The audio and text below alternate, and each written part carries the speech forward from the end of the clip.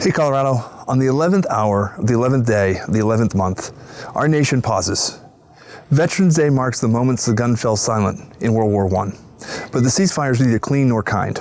Nearly 3,000 more men died between the signing of the armistice, which occurred at about 5 a.m., and 11 a.m., including Private Henry Gunther, who fell at 10:59 a.m.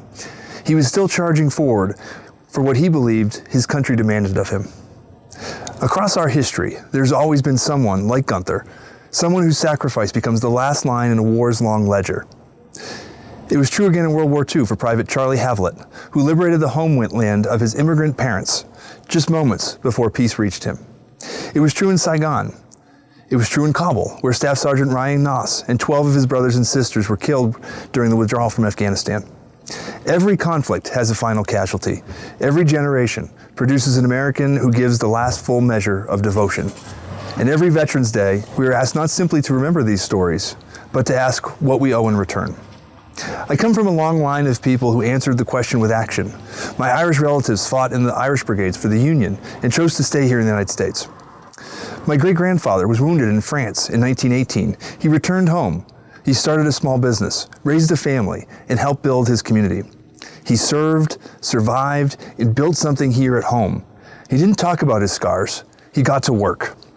That's the quiet legacy of American veterans, the belief that after the battle ends, the duty to serve does not. And for those of us that wore the uniform, war is not something that we learned in a book. It's something that we carry. We carry the names, the moments, and the weight of service and the cost of freedom.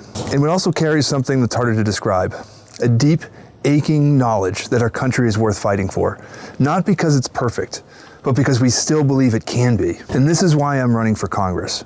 In every foxhole I've known, there were no Republicans or Democrats, just Americans who understood that their obligation was to each other and to the mission. We live the truth, and that unity isn't sentiment. It's survival, it's success, it's strength. Today, our country feels divided in ways that should alarm everyone who has ever worn our flag on their shoulder. Veterans understand what happens when trust breaks down, when people stop believing in institutions, in each other, in the idea of America itself. I hear that doubt growing in our communities. I see the economic pressures squeezing working families, and I meet veterans who still feel unseen after 2 decades at war. And like many who served, I have watched a Congress where fewer than 1 in 5 members have ever worn the uniform, and yet they are the ones making decisions affecting those of us who did. We said we would never forget, but never forget must be more than a phrase. It must be a promise fulfilled through action, accountability, and opportunities. Veterans do not ask for special treatment. We ask for a nation worthy of the sacrifices made for it. We ask that when young Americans put down their weapons and come home, they find a country ready to welcome their skills, their leadership, and most importantly, their potential. Because when veterans thrive, America thrives.